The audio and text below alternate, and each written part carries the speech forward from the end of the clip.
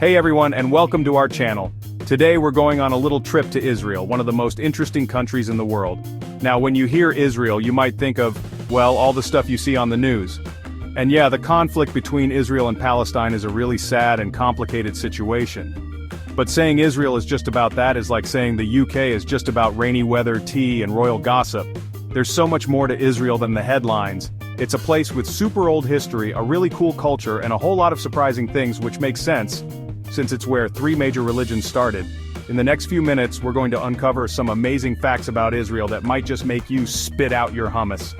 And if you're not eating hummus right now, well, you might want some by the end of this video. Get ready because things are about to get interesting.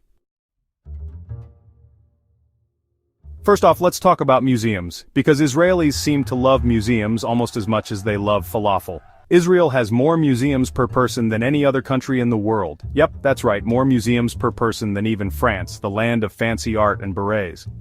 Now you might be wondering, what kind of museums are we talking about? Well, get this. Everything from awesome archaeology museums with stuff from biblical times to modern art galleries with cool Israeli artists. There are museums about the Holocaust, a really sad but important part of their history, and even museums about weird stuff, like the Museum of Edible Spices, which honestly sounds pretty awesome. But why so many museums? Well, Israel has a ton of history. I mean, people were arguing about who owned the land back when the Egyptians were still building the pyramids. All that history has left behind a lot of cool artifacts and stories, and Israelis want to keep them safe and show them off. It's like their national hobby is saying, "Hold my drink, ancient history, watch this." And honestly, good for them. Okay, let's take a dip in the Dead Sea. Now I know what you're thinking. Hey narrator, why are we talking about a sea with dead in its name? Isn't that a little creepy? First of all, rude, and second, yes, the Dead Sea has a weird name, but it's way cooler than it sounds. For one thing, it's not even a sea. Shocking, I know, it's actually a salt lake, and it's the lowest point on Earth. We're talking 1,410 feet below sea level. That's really, really low.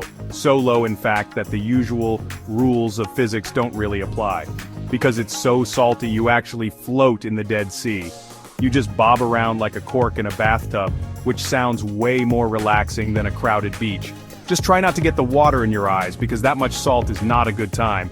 Unless you like the feeling of 1,000 tiny needles poking your eyes. If that's your thing, then go for it. Alright, enough about salty water. Let's talk about something a little less salty. Israel might be old, but it's also a world leader in technology. Think of it like the Silicon Valley of the Middle East, but with more hummus and fewer Mark Zuckerbergs. Seriously, these guys are making tech companies faster than you can say startup.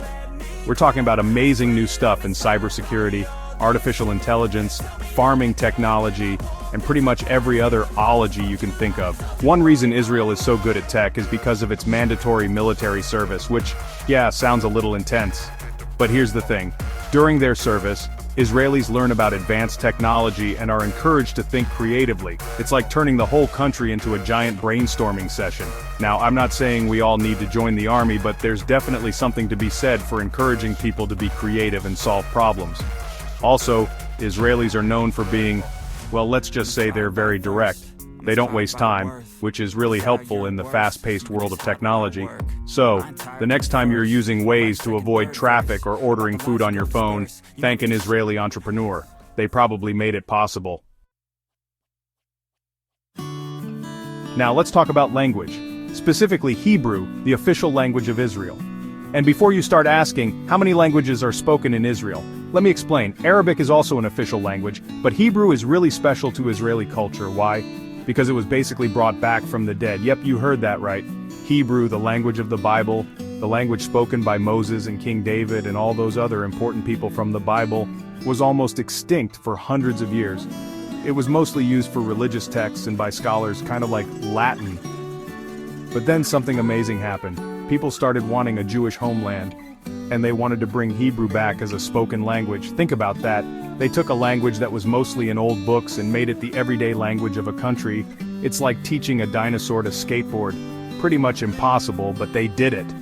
Today, millions of people speak Hebrew. It shows how powerful language is for connecting people to their history and to each other.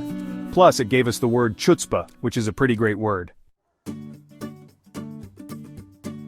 Okay, let's talk about food, because What's a trip to Israel without some yummy food? But we're not just talking about falafel and hummus, we're talking about veganism. Israel has more vegans per person than any other country. Move over, Portland, there's a new vegan capital.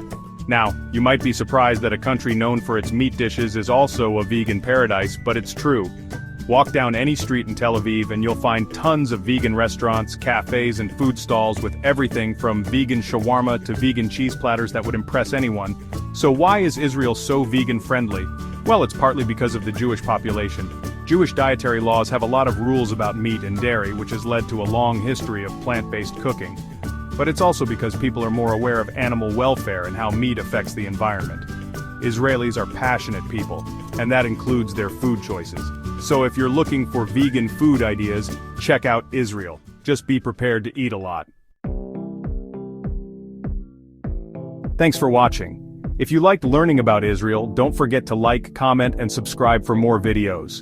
Hopefully this video showed you a little bit of what makes Israel so special. It's a country full of contradictions, but also a country with incredible beauty, strength, and innovation. From its ancient history and cool culture to its amazing technology and vegan food scene, Israel has something for everyone. Just maybe avoid the Dead Sea if you've recently gotten your eyebrows waxed. Trust me on that one. Until next time, stay curious.